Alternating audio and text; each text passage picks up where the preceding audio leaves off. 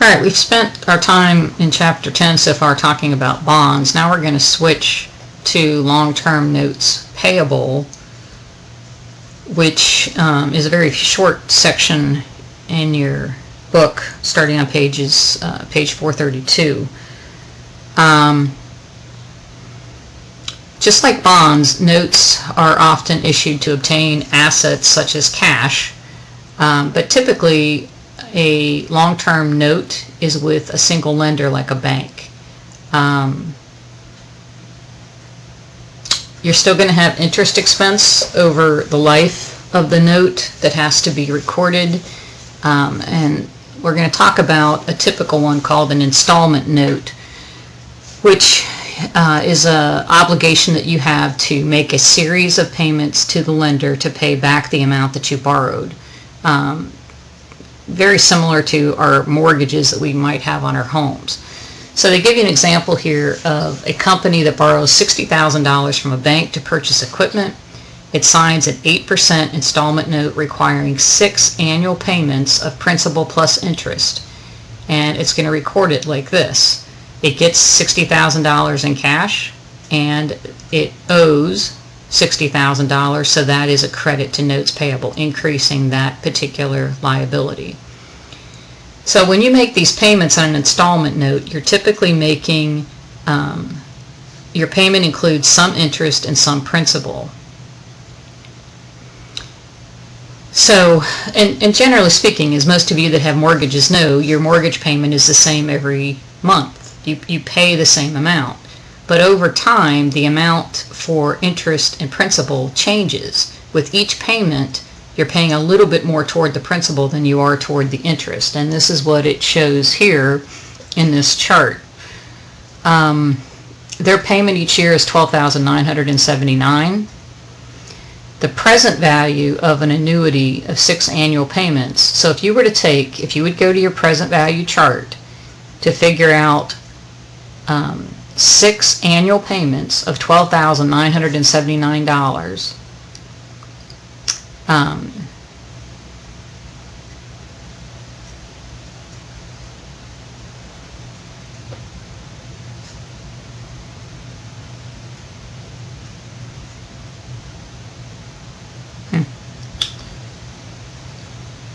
Just looking for where they calculate that. I don't know that I'm seeing it.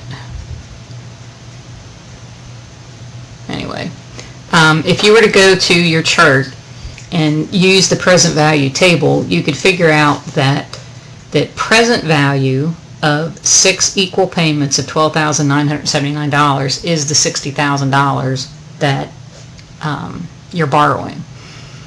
So as the person pays this back,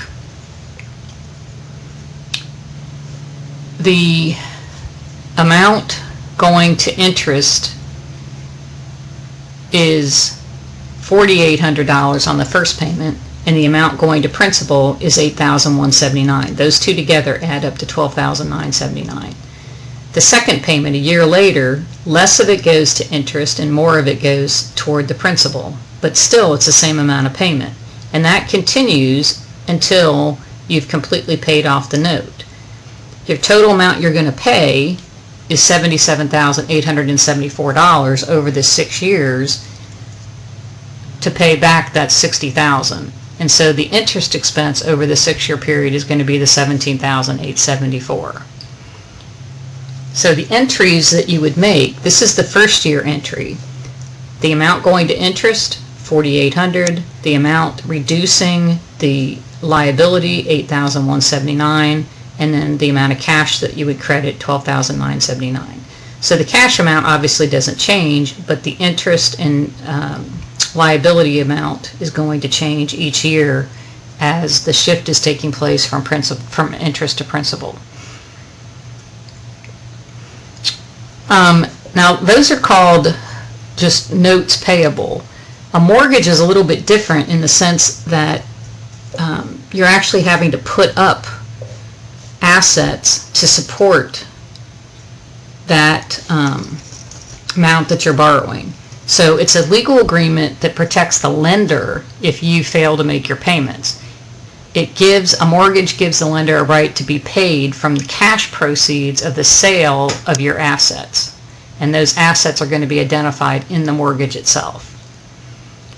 So that's kind of the difference between a mortgage and just a note. The note is pretty much based on your record of a company, your reputation, that kind of thing, as to whether or not they're going to give you the loan, your credit rating, and those kinds of things. But whereas a mortgage is actually something is being put up to guarantee the amount that you're borrowing. One other thing I want to mention is at the end of the chapter, please read some of this information here that talks about what is a secured bond, what's an unsecured bond, those kinds of things, so that you understand just some of the terminology here. But one thing that you should know is how to compute a debt to equity ratio. Very simple. You just take your total liabilities and divide by your total equity.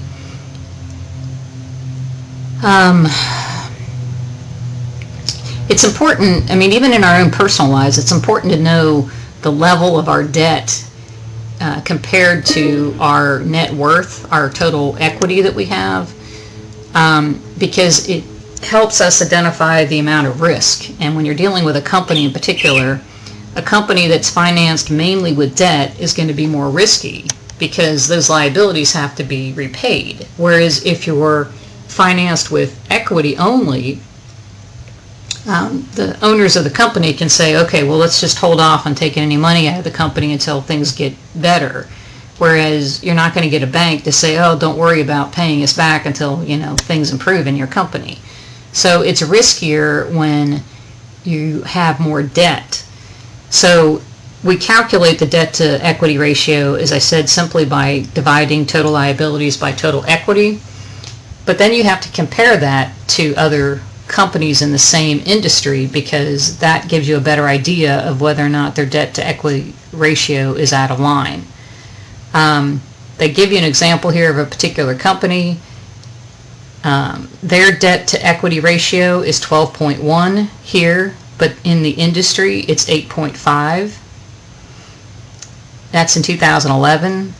So every year theirs is quite a bit higher. So this would imply a fairly risky financing structure for this particular company. You want that number to be not necessarily zero, because that might indicate that you're not using financing as a way to improve your business and to possibly improve your return on equity. But you also need to keep it in line so that you're not at too much of a risk in terms of if sales fall off and you're not bringing in enough money that you won't be able to meet your interest expense.